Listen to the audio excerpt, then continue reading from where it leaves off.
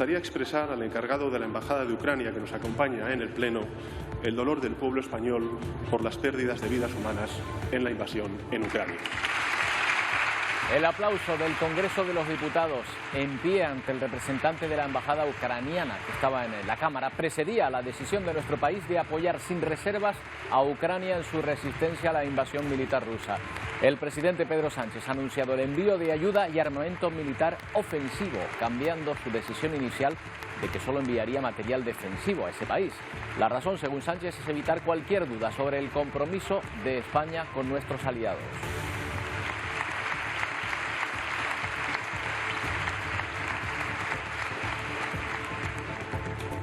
Pero la guerra sigue avanzando en Ucrania y sigue expulsando a miles de personas que tratan de salir. Este es uno de los puntos de la frontera ucraniana por los que tratan de hacerlo. La ONU ha actualizado los datos de refugiados. Ya son más de 800.000 las personas que están huyendo de Ucrania. El gobierno de ese país acaba de informar de que en estos días de invasión han fallecido 2.000 civiles en los combates. Y esta es la imagen de nuevo del centro de la capital, donde suenan las alarmas de nuevo.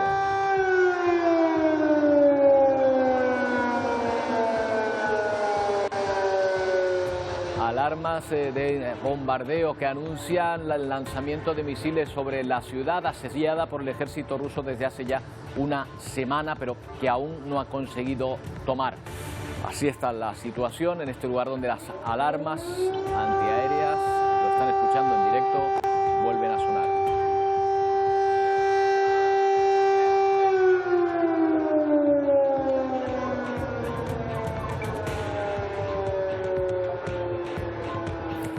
Un sonido que estremece, sin duda. No queremos ya imaginar a las personas que viven allí, porque hay dos evidencias, ¿qué tal? Buenas tardes, que se están constatando estos 7 días después del comienzo de la guerra en Ucrania. La primera es que el avance militar ruso está siendo más lento del esperado, y la segunda es la enorme resistencia que está mostrando este país ante un enemigo muy superior. La consecuencia de esto es que el ejército ruso probablemente endurezca los bombardeos sobre las ciudades y pueda matar a más población civil aún para lograr sus objetivos. Por lo tanto, la guerra se recrudece en Ucrania.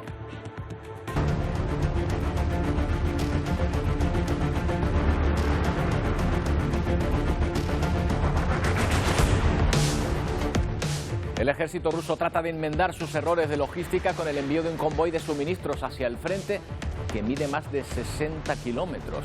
Mientras la guerra sigue empujando gente fuera del país, los refugiados abandonan este país como puede y Europa pone en marcha su plan de acogida. La misma Europa ante la que el presidente ucraniano Volodymyr Zelensky pide que apoye a su país, permitiendo su entrada en la Unión Europea. La Cámara se puso en pie para ovacionarle.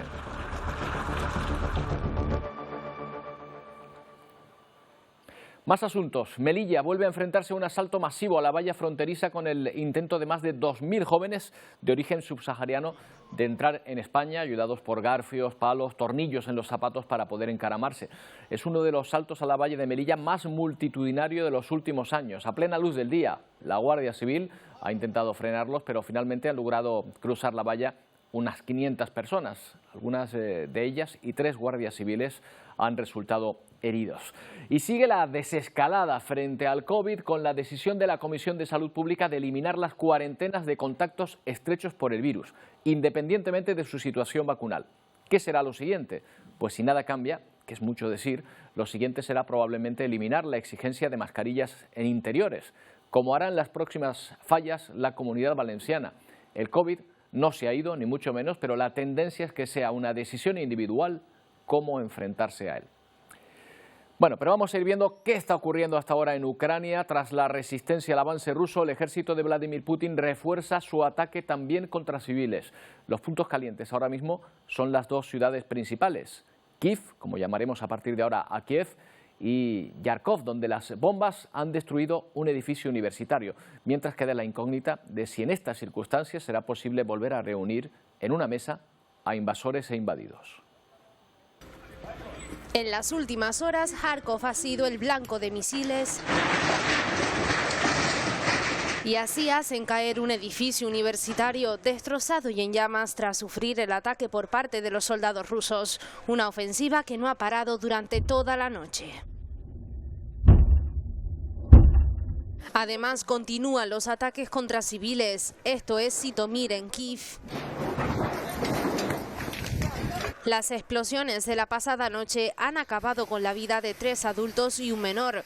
Moscú, por su parte, dice haber tomado la ciudad de Kherson, mientras el presidente Zelensky habla de 6.000 soldados rusos muertos en combate. Se endurece la ofensiva rusa sobre la capital,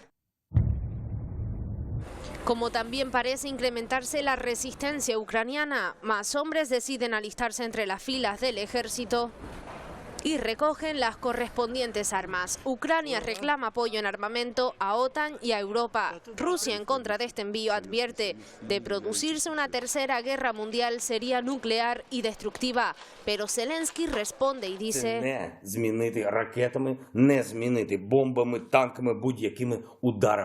no hay bombas, ni misiles, ni tampoco tanques que borren la historia de Ucrania. En cuanto a la mesa de diálogo, Rusia habla de continuar este mismo miércoles, pero Kiev aún no se ha manifestado al respecto, ya que a pesar de las conversaciones, Moscú continúa con sus ataques.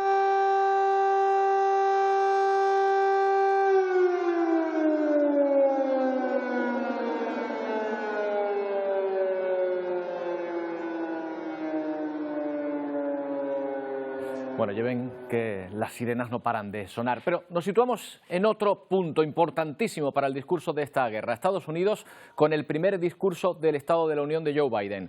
El presidente de este país arremetió contra Vladimir Putin en una agresiva intervención en la que señaló a los oligarcas rusos y anunció que Putin no sabe la que le viene encima. No tiene ni idea de lo que le viene. Es el aviso del presidente de Estados Unidos a su homólogo ruso ante un Capitolio puesto en pie. En el primer discurso del Estado de la Unión, Joe Biden promete perseguir a los oligarcas rusos. Nos estamos uniendo a los aliados europeos para encontrar y apoderarnos de sus yates, sus apartamentos de lujo, sus jets privados. Vamos a por sus ganancias mal engendradas, advirtió el presidente de Estados Unidos, y anunció que desde este miércoles ningún avión ruso sobrevolará el país. Anuncio que nos unimos a nuestros aliados cerrando el espacio aéreo estadounidense a todos los vuelos rusos para aislar aún más a Rusia y agregar una presión adicional a su economía, aseguró Biden. Las aerolíneas rusas lo tendrán complicado incluso allá donde sí se les permita volar.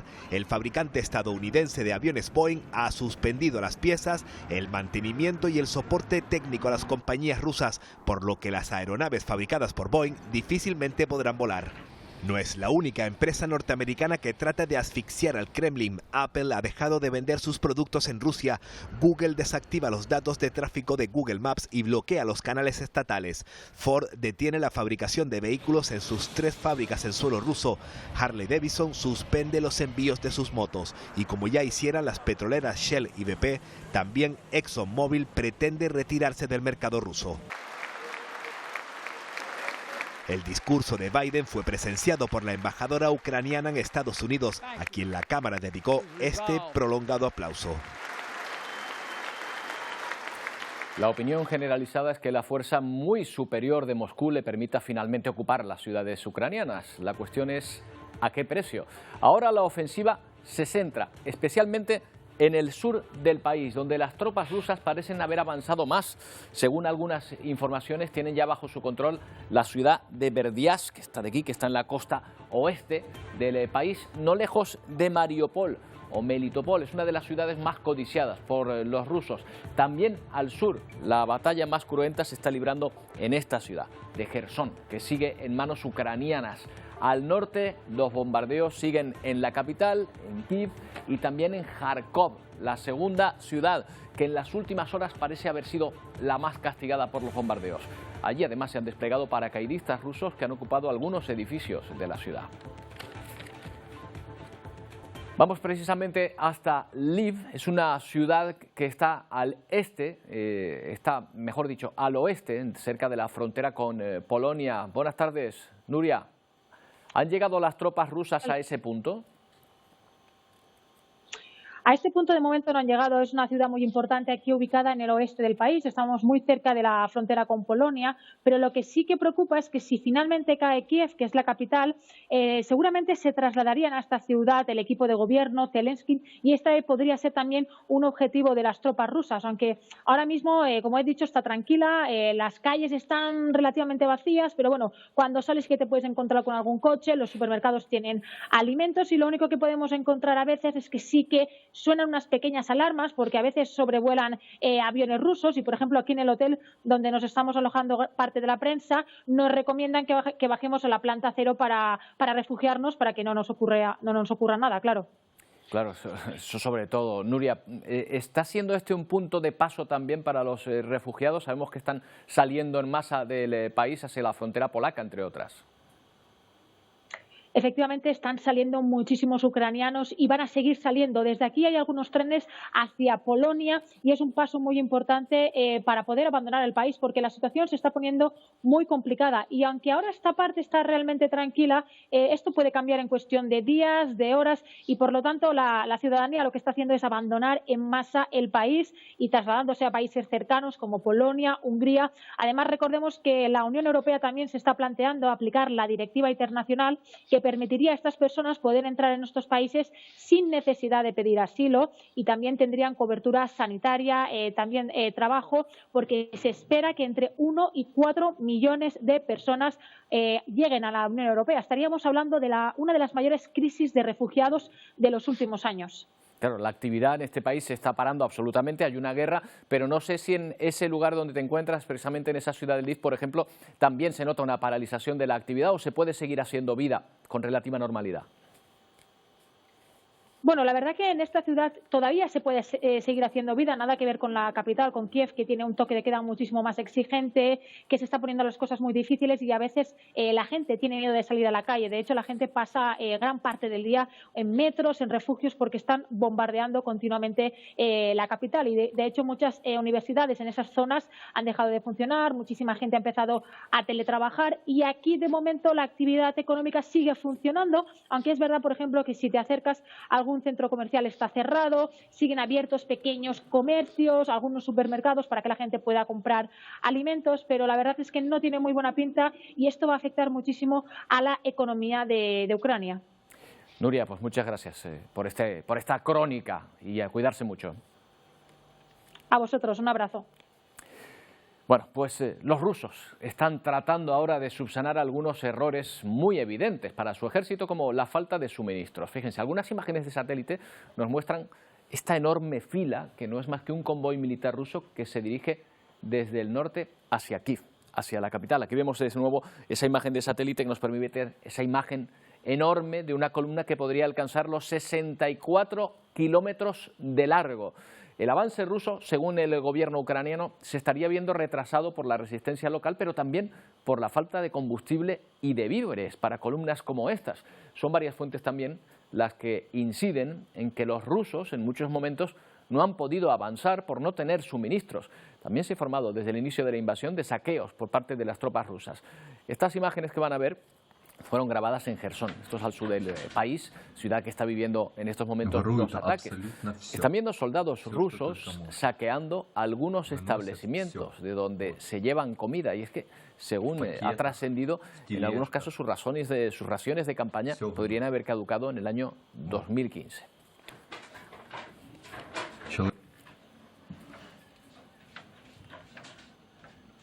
¿Será cierto? ¿Es esto posible en un ejército aparentemente tan preparado, tan superior como el ruso? Vamos a preguntar de táctica y estrategia lo que puede estar pasando en este lugar a Juanjo Fernández, es escritor y analista de defensa. Juanjo, ¿qué tal? Buenas tardes. Muy buenas, ¿qué tal? ¿Cómo estás, Roberto? Estupendamente. La impresión, Juanjo, de que es que Putin pretendía ser una guerra mucho más corta de lo que le está resultando y que los objetivos se le están resistiendo. ¿Es la misma que la tuya? Sí, totalmente. A ver, Siempre hemos pensado, muchos analistas, y yo el primero, que Putin lo que quería era hacer una demostración de poder, una demostración de fuerza, ¿no? Y que de alguna manera devolviera a Rusia pues a ese nivel de ser alguien importante en la esfera mundial. Eso se conseguiría con acciones fulminantes. Yo creo que los rusos lo que intentaron fue, sobre todo, ocupar o amenazar la capital, Kiev, en las primeras 24-48 horas de esta operación militar especial, ¿no? Como siempre ha denominado Putin. Y lo cierto es que no les ha salido bien. Y eso, pues, por los errores que tú mismo estabas comentando, de falta, sobre todo, de logística, y sobre todo también, pues, errores que se han cometido por las prisas, ¿no? Por demasiadas prisas en conseguir los objetivos demasiado pronto. ¿Quizás subestimó también la resistencia ucraniana? Muy probablemente, muy probablemente. Yo creo que Putin, pues, se debió pensar, o los rusos pensaron que esto podía ser un poco como la anexión de Crimea de 2014, y se han encontrado que no tiene absolutamente nada que ver. Al contrario de lo que ellos muy probablemente habían previsto, a medida que ha pasado el tiempo, la propia moral del ejército ruso ha ido decayendo, su empuje ha decaído, y simultáneamente el pueblo ucraniano se ha envalentonado, cada vez tiene más moral, cada vez está más dispuesto a defender su territorio y sus ciudades, y, importantísimo, están recibiendo un aluvión de apoyos internacionales, que bien sean materiales o incluso los simbólicos, significan mucho, y eso, pues, al final la moral de un combatiente, la moral de un soldado es determinante en su voluntad de vencer, de conseguir sus objetivos. Claro, pero la fuerza militar rusa aparentemente es muy superior a la ucraniana. ¿Tienen la posibilidad de resistir mucho más? Es muy difícil saber cuánto podrán resistir. Obviamente la ventaja, digamos, militar está del lado ruso, eso es totalmente indiscutible. Pero el tiempo juega muy a favor de los ucranianos y muy en contra de los rusos. O sea, cualquier retraso, todo el retraso que están teniendo las tropas rusas en conseguir los objetivos que desean, que es derrocar a Zelensky, ocupar la capital, conseguir una negociación en ventaja, pues están viendo que no lo consiguen. Todo eso supone que en el interior de la propia Rusia, pues esté habiendo contestación a todas las políticas de Putin, haya protestas, se esté encarcelando a gente. Entonces, todo esto es muy contraproducente para los intereses de Putin. Pero claro, hay otra vertiente, otra derivada de esta situación que nos hace ser pesimistas, y es que Rusia se aplique con su táctica, bueno, más característica, que es el fuego de artillería, machacar los objetivos e ir poco a poco venciendo la resistencia de esta manera, lo cual provocaría muchísimas más víctimas, ¿no? Es totalmente cierto. O sea, lo que ahora mismo debemos temer más, y sobre todo pues en las ciudades ucranianas deben temer más, es esta táctica rusa de siempre, que es el empleo masivo de la artillería. Que esto es la artillería para Rusia, para el ejército ruso, ha sido el arma fundamental desde los tiempos de la época zarista, de la época napoleónica. Siempre ha sido un orgullo para el soldado ruso servir en su artillería. La artillería rusa es tremenda y puede causar efectos devastadores. La táctica suya es, cuando hace operaciones en campo abierto, cuando incluso en la doctrina de la Guerra Fría, de la doctrina soviética de la Guerra Fría, pues era ataque masivo de artillería, machacar las defensas y el campo por delante y romper el frente con maniobra de carros de combate, maniobra masiva de unidades blindadas, acorazadas y mecanizadas. Claro. ¿Qué ocurre ahora en Ucrania? Cuando se encuentran con una ciudad, esto no se puede llevar a cabo. Si se ponen a bombardear las ciudades, las van a arrasar, porque ahí tienen potencial para poder arrasar las ciudades. Claro. Y una lucha barrio por barrio causaría un tremendo número de bajas. Claro, es una cuestión ahora complicada la que puede venir encima por la prisa por acabar esta guerra. Volviendo al tema de los suministros, Juan José, poco se ha hablado de la importancia probablemente de la logística, porque en las películas no se sabe, no sale cuánto consume, por ejemplo, uno de estos tanques que va hacia el frente, claro. Pues efectivamente es así, el cine bélico muy pocas veces dedica a la logística lo que realmente le corresponde, y hay que pensar que nada en la guerra se mueve sin una logística adecuada. Para que nos hagamos una idea, un carro de combate puede llevar en sus depósitos de entre 1.600 y 1.800 litros de combustible. En condiciones de combate le pueden durar 48 horas como máximo. Claro. A partir de ahí necesita inmediatamente recibir apoyo logístico de camiones cisterna que tienen que estar además cerca de la línea del frente, cerca de la línea de actuación. Mover todo eso en un gran número de unidades supone lo que has descrito muy bien al principio, que es una carretera con 60 kilómetros de atasco de vehículos. Mover un número elevado de unidades mecanizadas, acorazadas, carros de combate, vehículos blindados, antiaéreos, artillería, todo eso es muy difícil, supone un movimiento lento y supone sobre todo una logística muy bien planificada y muy bien abastecida que, por lo que parece, no les está funcionando lo bien que debería. Bueno, pues ahí está esa estrategia, obligada también efectivamente por la llegada de los suministros, que es algo en lo que muchas veces no pensamos, pero que es absolutamente necesario para mantener una guerra de este tipo. Juan José, muchas gracias por haber hablado con nosotros. Estamos en contacto, gracias, adiós. Venga, un abrazo a todos.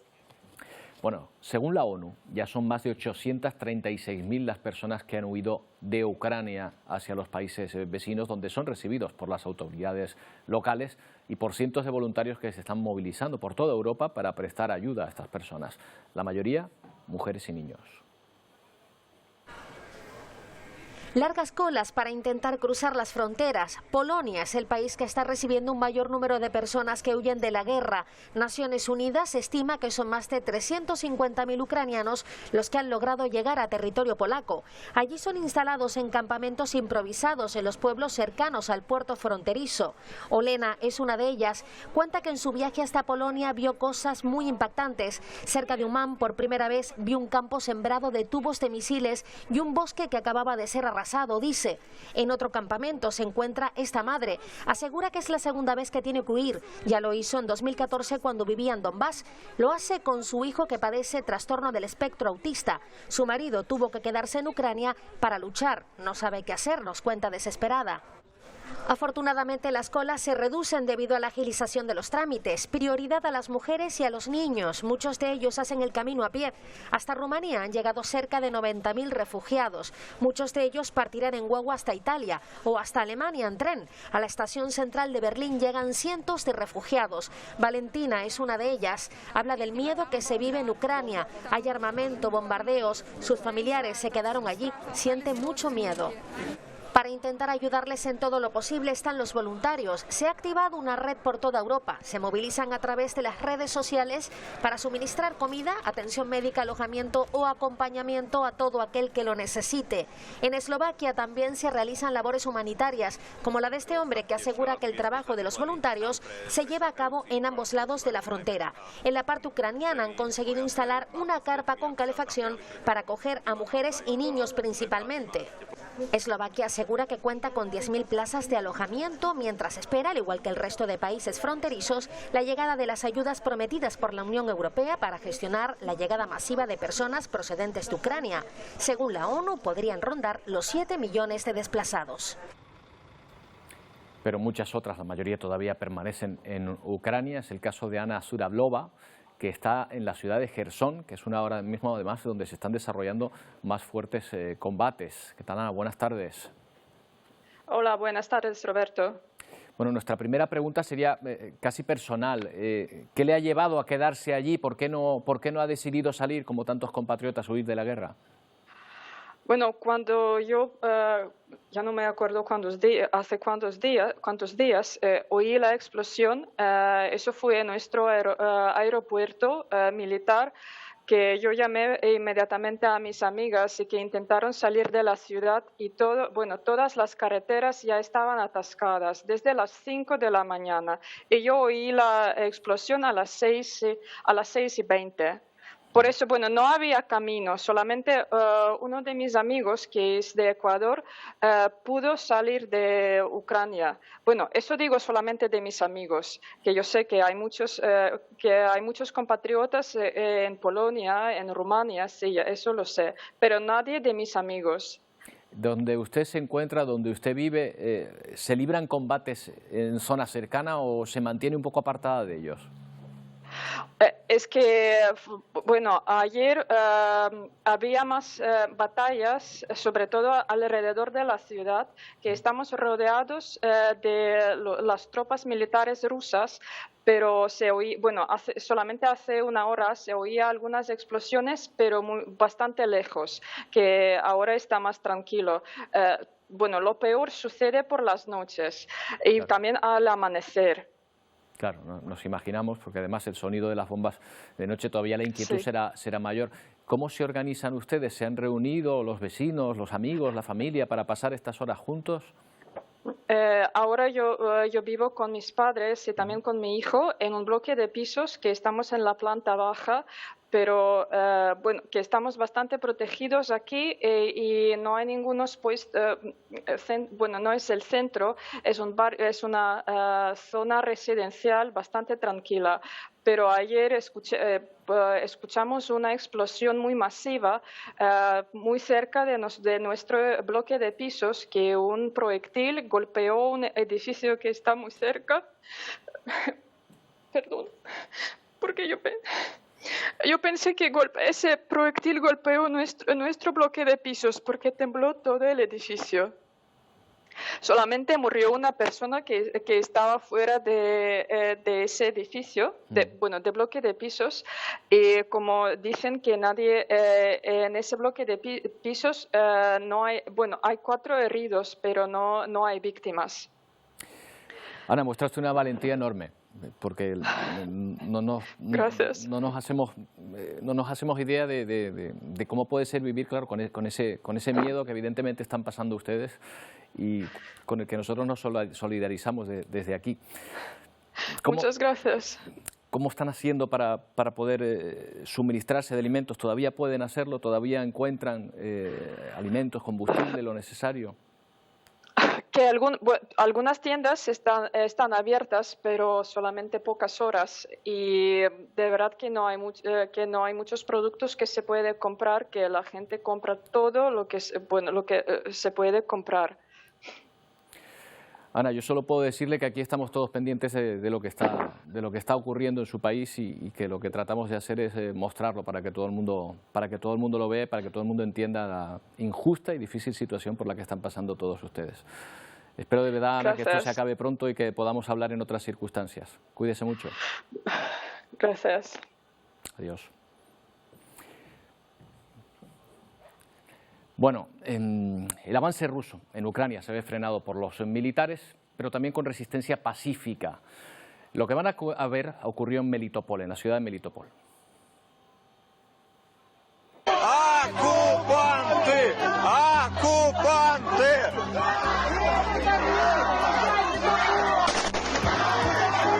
¡Домой! ¡Домой! ¡Мы безоружные! ¡Фашисты!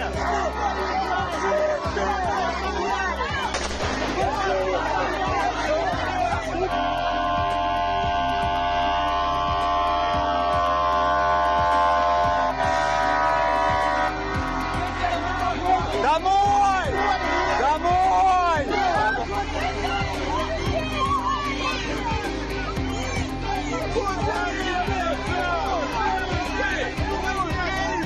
Убийцы!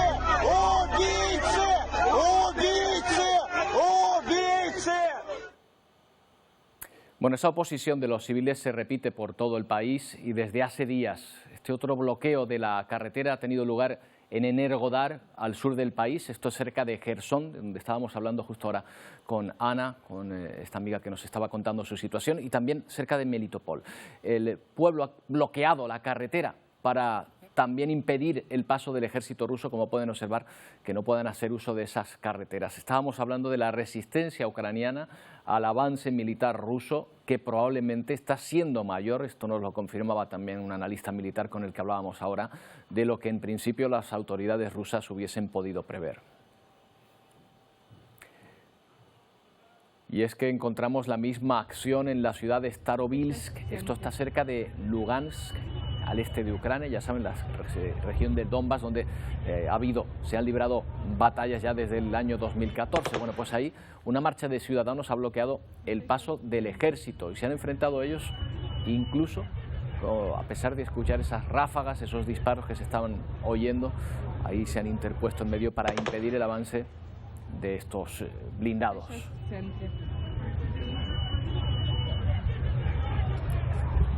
El ejército ruso sigue bombardeando sus objetivos. En las últimas horas, uno de los bombardeos más señalados por su carga simbólica ha sido el de la torre de comunicaciones de la capital.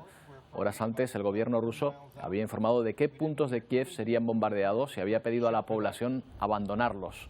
Solo en este ataque han fallecido 5 personas. Bueno, la guerra nos sigue dejando imágenes terribles de estos bombardeos.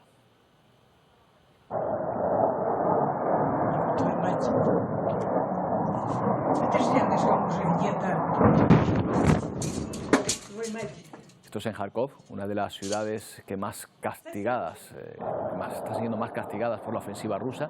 En la batalla se ha confirmado ya que han muerto civiles. Recordemos que el gobierno de Ucrania estima en más de 2.000 los civiles que habrían muerto ya en esta invasión de Rusia.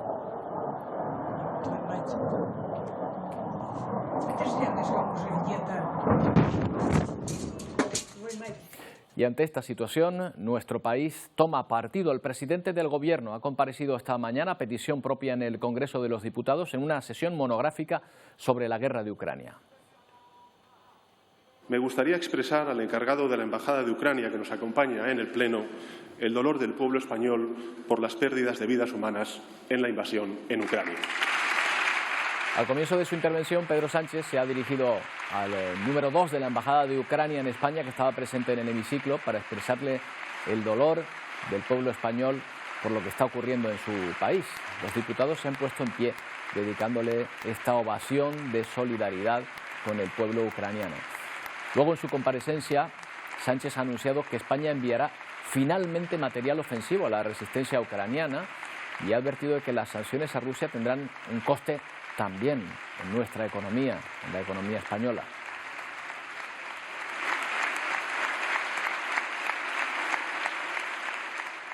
Atenta a todo lo que ocurre en el Congreso de los Diputados. Ha estado nuestra compañera Silvia Mascareño, que ha vivido una sesión y es noticia con apenas oposición al gobierno, al menos en lo que respecta a la guerra de Ucrania. Silvia. Sí, unidad respecto a condenar la invasión rusa, no tanta unidad respecto a ese anuncio hecho por Sánchez de enviar material militar ofensivo a la resistencia ucraniana. Un anuncio que ha sido recibido con división no solo en el seno del Ejecutivo. 4 de los ministros no han aplaudido al presidente, ni Ione Belarra, tampoco Irene Montero, ni Joan Subirats, tampoco Alberto Garzón, pero también división en el seno de la propia formación morada, porque Yolanda Díaz, la vicepresidenta, sí que cierra filas con el Ejecutivo. Enfrente, una oposición que hoy hablaba por boca de Cuca Gamarra, en ausencia de Pablo Casado, que respalda al gobierno, pero que le pide a Sánchez que sea más determinante. Un Sánchez que además hoy ha anunciado un plan nacional para minimizar las consecuencias de la guerra aquí en España, con medidas para sectores estratégicos, no solo el sector energético, también el turismo.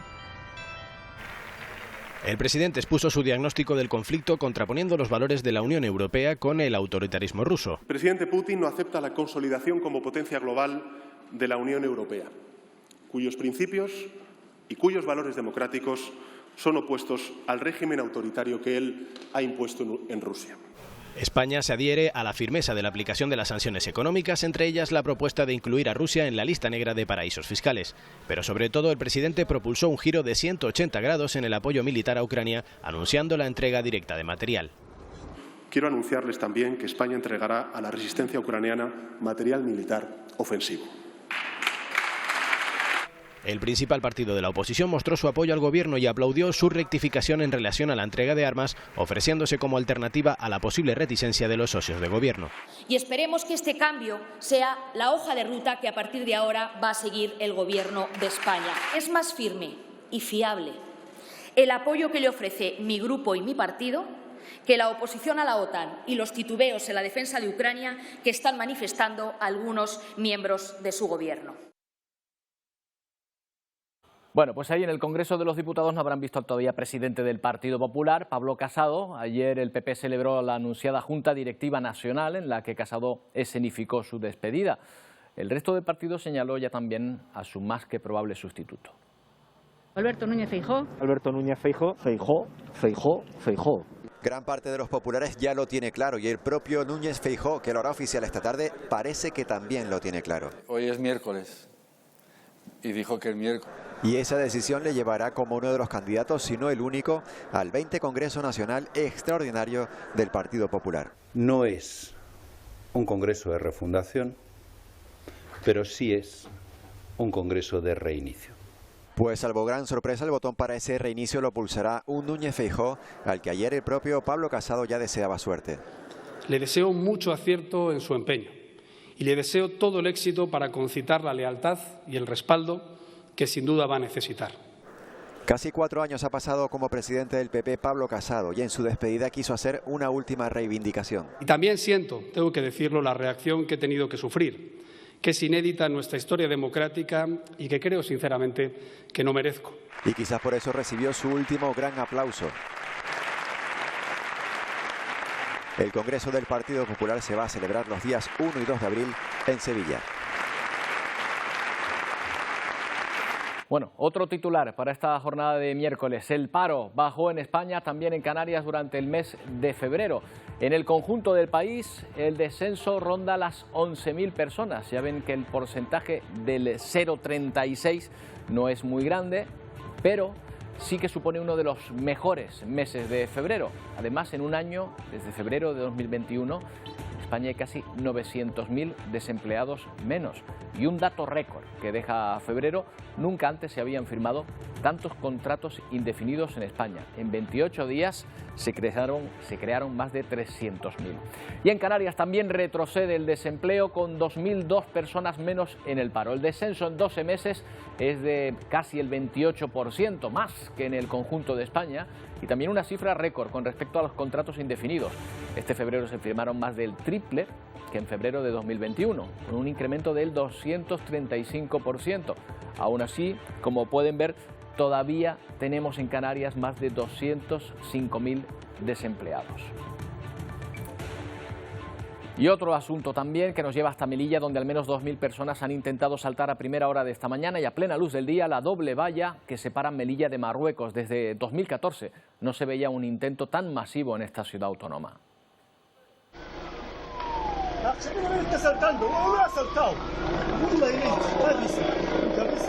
Este es el momento del salto. Se calcula que unas 500 personas han conseguido entrar en suelo español, a pesar de la resistencia de la Guardia Civil y de la Policía Nacional. Antes se habían enfrentado a las fuerzas marroquíes, que también trataron de impedirlo. Los migrantes son en su mayoría subsaharianos. Ya en Melilla se han concentrado en los alrededores del centro de estancia temporal de inmigrantes, en el que hasta hoy apenas había una decena de personas.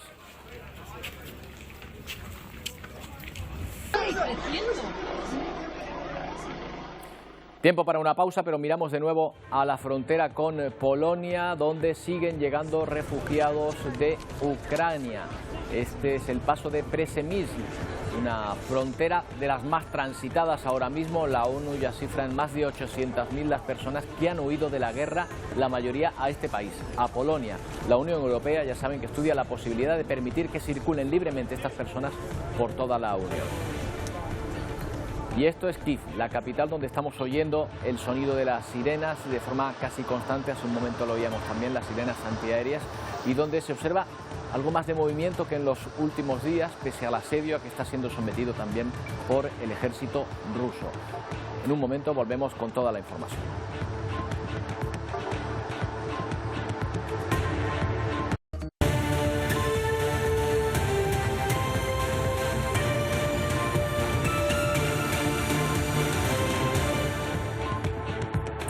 Dos y cuarto de la tarde, seguimos muy pendientes de la última hora que nos llegue desde Ucrania, pero aunque la guerra ha ocupado todos los titulares en los últimos días, seguimos en pandemia, siguen bajando todos los indicadores de COVID y esto ha facilitado la vuelta a cierta normalidad. A partir del próximo sábado, Miguel, cambios en la cuarentena. Sí, Comisión de Salud Pública ha decidido eliminar esa cuarentena a todos los contactos estrechos de positivos, estén o no estén vacunados. Esta decisión se ratificará hoy en el Consejo Interterritorial de Salud y entrará en vigor el próximo 4 de marzo. Pero el Ministerio de Sanidad aconseja extremar la precaución si se ha tenido un contacto estrecho y reducir la interacción social. Eso sí, también aconseja no tener contacto con personas vulnerables. Pero el presidente del gobierno, Pedro Sánchez, ha ido más allá, asegura que pronto podremos dejar la mascarilla incluso en interiores.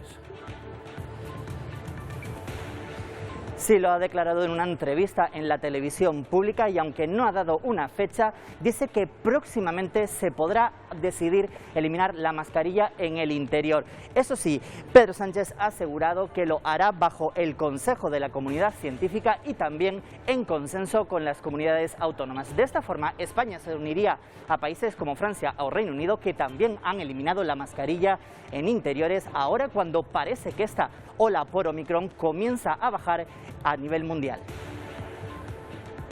Continúan bajando los contagios y las muertes a nivel mundial, solo repuntan en Oceanía. En la última semana se notificaron 10 millones de infecciones, 2 millones menos que la semana anterior. 60.000 personas perdieron la vida por COVID-19 en los últimos 7 días.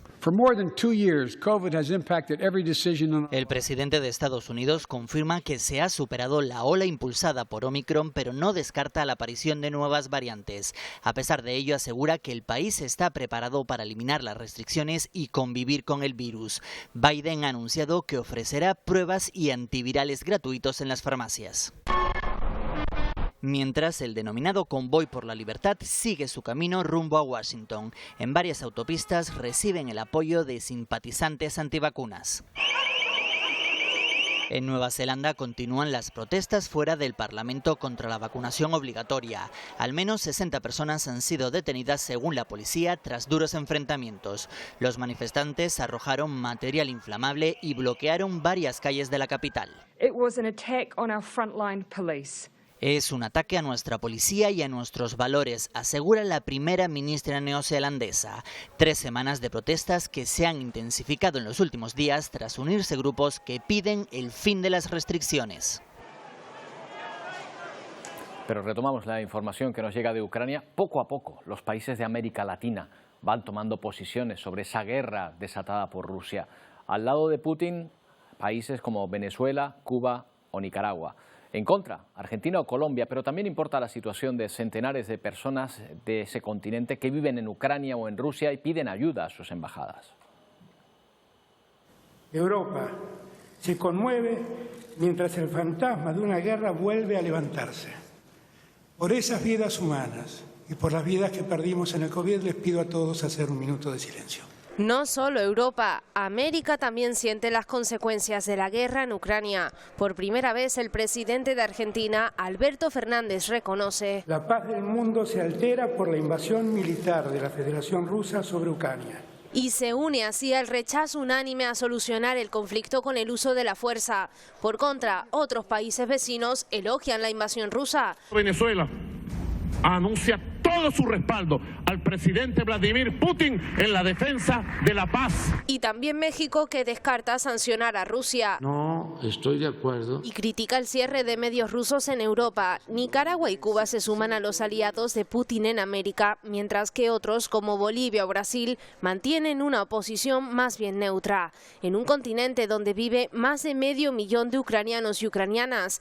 De otra forma, jóvenes colombianos residentes en Ucrania quieren huir de la guerra. Que el gobierno se personalice de lo que está sucediendo y que en cierta forma cobije a todos estos jóvenes. Sí lo han podido hacer estos futbolistas brasileños que jugaban en equipos en Ucrania como el Shakhtar Donetsk. Mucha gente muriendo, inocente, que nada tiene que ver con decisiones políticas de personas que solo miran por sus intereses. Ahora regresan, aunque con el corazón y la mente, dicen, aún con el pueblo ucraniano.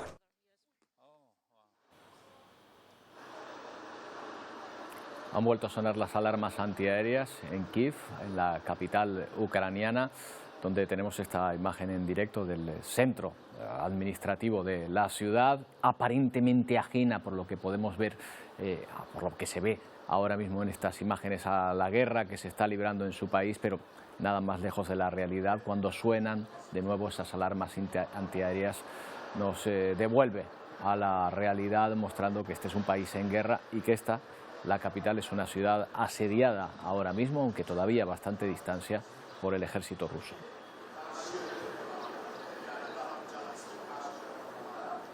Al norte de la capital se encontraba el puente de Ramanov, destruido por el propio ejército ucraniano para evitar el avance de las tropas rusas. En ese punto estaba esta misma mañana nuestro compañero de la cadena SER, Nicolás Castellano, quien conectaba en directo con el programa Buenos Días Canarias para contarnos cómo está la situación ahora mismo en la capital ucraniana.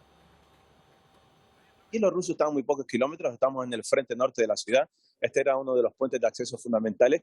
Y por aquí, bueno, están intentando pasar algunos vecinos para intentar llegar al centro de la ciudad e irse a la estación de tren. La estación de tren es la única esperanza, hacer el camino del éxodo que están haciendo ya más de 660.000 ucranianos, según el último dato que daba anoche Naciones Unidas. La noche aquí ha vuelto a ser tensa. En esta zona en la que estamos escuchando detonaciones y explosiones constantemente. Me preocupa esa gran caravana, ese gran grupo de blindados que se acerca hacia la capital del ejército ruso.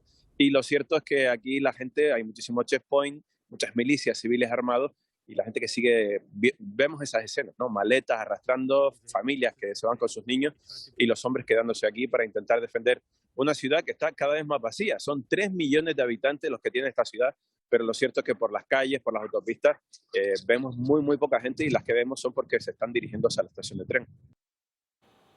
Bueno, tenemos mucha información, les contamos imágenes de lo que está ocurriendo, pero es cuando hablamos con personas que están viviendo esta situación en directo, que la están viviendo en este país, cuando realmente nos damos cuenta de la tragedia que se está viviendo en este lugar del mundo.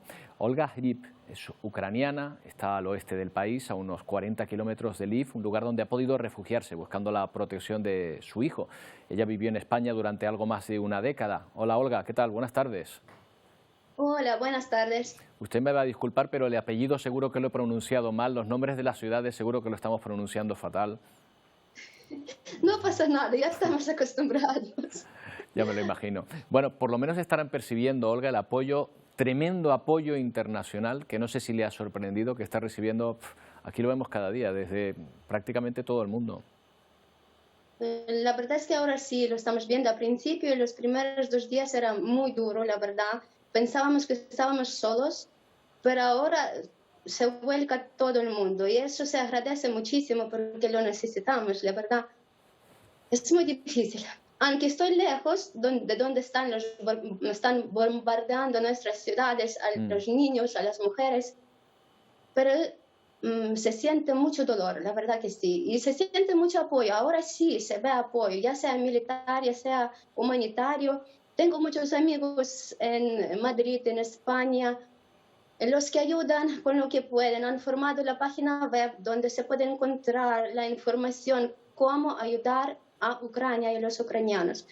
Os agradezco mucho, la verdad, a vosotros, a España y a todo el mundo que ayuda, que nos ayuda, porque la verdad lo necesitamos. La gente necesita algo que comer, nuestros chicos necesitan el armamento, se necesita que se cierre el cielo para que no muera más gente, porque son muchos niños ya que han muerto y eso duele muchísimo. Claro.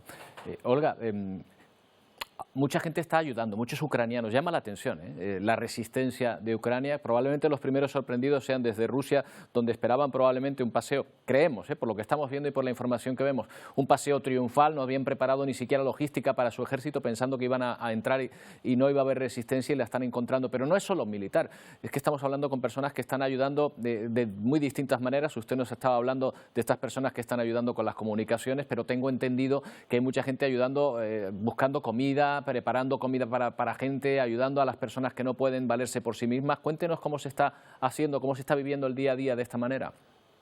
Exacto, es así. Gente hace todo lo que puede. ¿Quién puede entrevistarse como lo hago yo? Se entrevista con todo lo que es posible para que se sepa qué está pasando. ¿Quién puede preparar la comida? Prepara. Y es más, la gente con la mano, sin armamento, sin nada, va a parar los tanques rusos. Ahora va a haber más resistencia, aún más. La gente, después de que mataron tantos niños, mujeres, inocentes, se vuelca más aún, y eso, la verdad es que soy orgullosa de ser ucraniana. Acabo de ver de que por fin somos unidos, aunque en una cosa tan terrible, horrible y dolorosa como la guerra, pero nos unimos todos. Los niños ayudan, todos ayudan en lo que pueden. La verdad que es así. También, ellos no lo esperaron, ellos no nos conocen. Claro, cuanto más nos hacen daño, más nos unimos. Hay una cuestión también, si me lo permite, sentimental. Desde Occidente o desde esta parte de Europa se observa a Rusia y Ucrania, se observaba casi como un país, bueno, con muchos lazos, muy hermanados. Probablemente todos ustedes tengan lazos con personas que vivan en Rusia o que son más favorables a Rusia. Sin embargo, esta intervención ha podido romper muchísimos de esos lazos a partir de ahora, ¿verdad? Exacto, es así, es cierto. Es que nosotros no entendemos cómo pueden la gente... No, ahí la propaganda hace todo, es cierto. ¿Tiene usted amigos rusos? ¿Conserva sus amigos rusos? Yo no, la verdad es que yo no, aunque tuve la gente, mis familiares que trabajaban ahí, que han vuelto desde ahí, lógico. Pero amigos yo no tengo, ya que vivía apartada de Ucrania un tiempo, en España, por ejemplo, pues no tengo, pero sí tengo familia lejana allí, aunque no nos veamos ni nada, pero sí hay familia que se separó hace muchos años, pero sí hay. Es que no lo entiendo, cómo se puede... No sé cómo permitieron que eso pasase. Bueno, es probable, de ahí, ¿no? Lo más probable, Olga, es que si le hubiesen preguntado a estas personas, ellos no estarían a favor de esto, pero bueno, a veces hay decisiones y la situación en Rusia es la que es probablemente para tomar estas decisiones. Parece que también allí están empezando a manifestarse en contra de esta guerra. Olga, le agradezco enormemente, de verdad, que haya hecho un hueco para hablar con nosotros, para contarnos cómo están viviendo esta situación, y le deseo lo mejor. Muchas gracias. Gracias por la ayuda y por contar sobre nosotros, por apoyarnos. Muchas gracias. Eso nos ayuda a ser más fuertes aún, estar más fuertes y unidos. Gracias, muchísimas gracias. Gracias, Olga. Bueno, la verdad es que se siente mucha impotencia al hablar con estas personas, entender la situación tan difícil por la que están pasando, y ver que no podemos apenas hacer nada más que ser testigos y, bueno, eso sí, nuestro trabajo, contar qué es lo que está ocurriendo allí, contarles a ustedes toda la información que nos está llegando de esta guerra. En algunas ciudades europeas comienzan a registrarse algunos ataques contra ciudadanos rusos que probablemente tampoco tengan la culpa de lo que está ocurriendo. Los expertos aseguran que este conflicto bélico podría provocar rusofobia, es decir, miedo u odio contra las comunidades rusas que viven en otros países. Aquí ven unos ejemplos, por ejemplo, de Francia, donde la casa de la exmujer de Putin ha amanecido con pintadas. Personas que han pintado en las paredes de la villa al sur de Francia banderas ucranianas y mensajes de rechazo a la invasión en Ucrania, dirigidos al mandatario ruso. Pintadas contra los rusos, pero lo cierto es que es difícil saber qué opinan porque nos llega poca información de su país. Recordemos que hay deportistas y científicos que se han mostrado ya públicamente en contra de la guerra. Se sabe que algunos de los oligarcas rusos, de las personas más ricas de Rusia, que sostienen a Vladimir Putin en el poder ya protestan contra el conflicto, desafiando de esa manera a Vladimir Putin. En las protestas de ucranianos contra la guerra suele haber también rusos. Según la ONU, Rusia ha detenido ya 6.400 personas por protestar contra la guerra. Uno de los opositores más conocidos a Putin, Navalny, que está en la cárcel, ha llamado a oponerse a la guerra dentro y fuera de Rusia. Ojalá esa resistencia a la guerra crezca en este país también.